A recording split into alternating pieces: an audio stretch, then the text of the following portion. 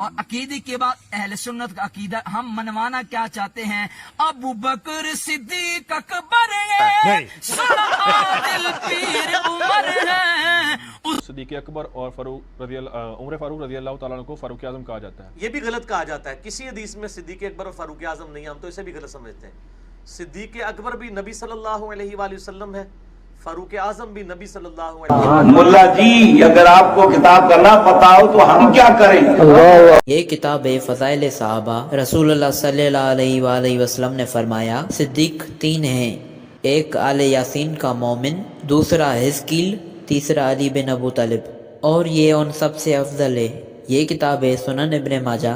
علی علیہ السلام نے فرمایا میں اللہ کا بندہ اور اس کے رسول کا بھائی ہوں، اور میں صدیق اکبر ہوں، میرے بعد اس فضیلت کا دعویٰ جھوٹا شخص ہی کرے گا۔ ان کا یہ قول مصنف ابن ابی شیبہ میں بھی موجود ہے، یعنی جو بھی خود کو صدیق اکبر کہے وہ جھوٹا شخص ہے۔ میں آپ کو لسٹ بتاتا ہوں کہ حضور مولا کائنات فرماتے ہیں انا صدیق الاکبر، حضور فرماتے حضرت علی کو انت صدیق الاکبر، حضرت علی موجود نہیں ہے، حضور فرماتے ہوا صدیق الاکبر۔ یہ حضرت علی کا اپنا قول نہیں، حدیث مرفوع ہے۔ دینا چاہتا ہوں، اتنی ایمان افروز حدیث ہے سینے میں ٹھنڈ پڑ جائے گی۔ حوالہ سن لے امام احمد بن حنبل کی مسند، اس میں بھی یہ حدیث موجود ہے، بڑی خاطر منتخب کنز العمال مسند احمد بن حنبل، اس میں یہ حدیث موجود ہے۔ آپ کو یہ حدیث سنائی نہیں، آپ تک پہنچائی نہیں، آپ کو بتائی نہیں۔